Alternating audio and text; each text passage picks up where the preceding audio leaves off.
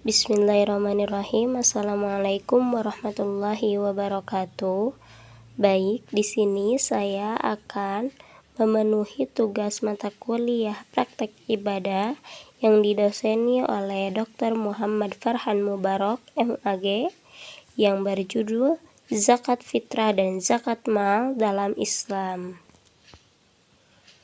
Di sini ada pengertian zakat.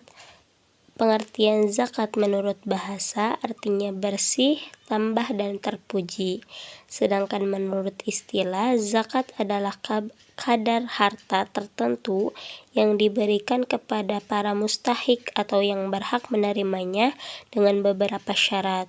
Zakat dalam syariat didefinisikan sebagai pembagian-bagian tertentu dari harta yang telah mencapai nisab untuk diberikan kepada 8 golongan yang sesuai dengan aturan agama yang berhak menerimanya. Selanjutnya di sini ada dasar hukum zakat dalam Al-Quran dan hadis. Zakat memiliki dasar hukum yang sangat kuat dalam ajaran Islam. Di dalam Al-Quran, perintah menunaikan zakat sering disebut bersamaan dengan perintah mendirikan sholat, seperti dalam Quran Surah Al-Baqarah ayat 110 yang artinya dirikanlah sholat, tunaikanlah zakat, dan kebaikan apa saja yang kamu kerjakan untuk dirimu. Tentu kamu akan mendapatkan balasannya di sisi Allah. Di sini pun ada juga hadisnya yang berbunyi Rasulullah SAW bersabda, Islam dibangun atas 5 perkara. Bersaksi bahwa tiada Tuhan selain Allah dan Muhammad adalah utusannya, mendirikan sholat, menunaikan zakat, berpuasa Ramadan, dan berhaji jika mampu. Hadis riwayat Bukhari dan Muslim. Selanjutnya, di sini ada jenis-jenis zakat. Secara umum, zakat terbagi menjadi 2 jenis utama. Yang pertama ada zakat fitrah. Apa sih zakat fitrah itu? Zakat fitrah adalah zakat wajib yang dilaksanakan pada bulan Ramadan, yang merupakan zakat jiwa yang harus dibayar oleh setiap umat Islam menjelang Hari Raya Idul Fitri. Yang kedua ada zakat mal. Zakat mal berlaku untuk harta benda yang dimiliki oleh seseorang atau perusahaan, uang, emas, perak, dan hasil pertanian, peternakan, perdagangan, dan hasil tambang adalah semua jenis harta yang wajib dizakati. Setiap jenis harta memiliki nasab atau ambang batas minimum harta dan haul atau masa kepemilikan tahunan. Selanjutnya di sini ada zakat fitrah. Zakat ini ditetapkan pada 1 sok atau setara dengan kurang lebih 2,5 kg makanan pokok seperti beras, gandum, dan kurma per orang termasuk bayi dan janin yang sudah berusia 40 hari dalam kandungannya. Di sini juga ada 8 golongan penerima zakat. Apa aja sih? Yang pertama ada fakir. Apa itu fakir?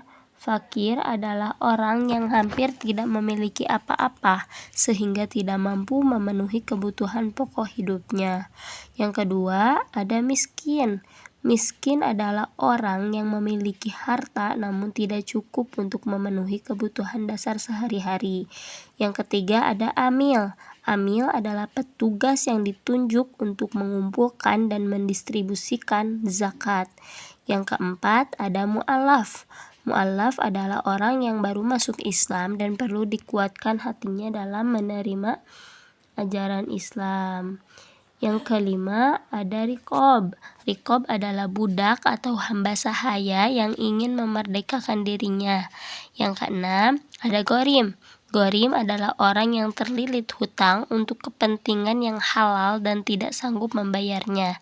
Yang ketujuh ada fisabilillah. Fisabilillah adalah orang yang berjuang di jalan Allah, misalnya dalam pendidikan, dakwah, atau jihad. Yang terakhir ada ibnu sabil. Apa sih Ibnu Sabil itu? Ibnu Sabil adalah musafir atau orang yang sedang dalam perjalanan dan kehabisan bekalnya. Selanjutnya di sini ada zakat mal. Zakat mal berlaku untuk harta benda yang dimiliki oleh seseorang atau perusahaan, yaitu uang, emas, perak, hasil pertanian, peternakan, perdagangan, dan hasil tambang. Adalah semua jenis harta yang wajib dizakati. Setiap jenis harta memiliki nisab atau ambang batas minimum harta dan haul atau masa kepemilikan tahunan. Di sini ada macam-macam zakat mal. Yang pertama ada zakat emas dan perak. Nisab emas wajib dizakati apabila telah mencapai 20 dinar masa simpan 1 tahun. Emas berat timbangannya 93,6 gram, zakatnya 2,5%. Sedangkan perak 200 dirham atau sama dengan 624 gram yang zakatnya 2,5% atau 5 dirham atau 15,6 gram.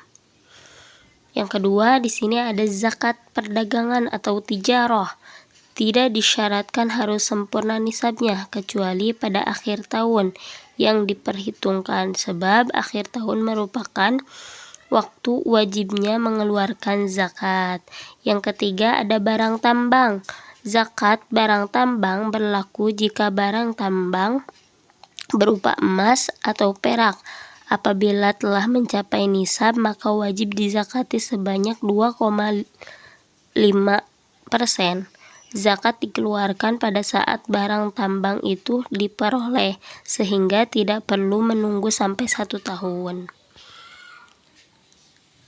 Nah, selanjutnya ada kesimpulan. Kesimpulannya adalah zakat merupakan kewajiban syariat yang tidak hanya berdampak pada pensucian jiwa dan harta, tetapi juga berperan untuk mendukung keadilan sosial dan kesejahteraan umat.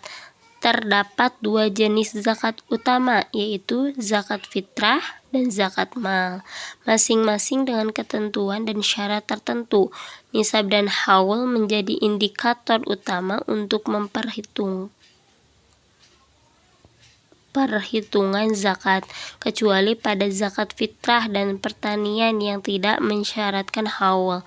Pengelolaan zakat yang efektif mensyaratkan pemahaman yang benar tentang hukum dan mekanisme zakat, serta adanya transparansi dan akuntabilitas dari lembaga pengelola zakat. Distribusi zakat yang tepat sasaran kepada 8 golongan penerima akan mampu menekan angka kemiskinan dan memperkuat solidaritas sosial. Mungkin cukup sekian dari saya. Mohon maaf apabila masih banyak kesalahan. Wabillahi taufiq wal hidayah. Wassalamualaikum warahmatullahi wabarakatuh.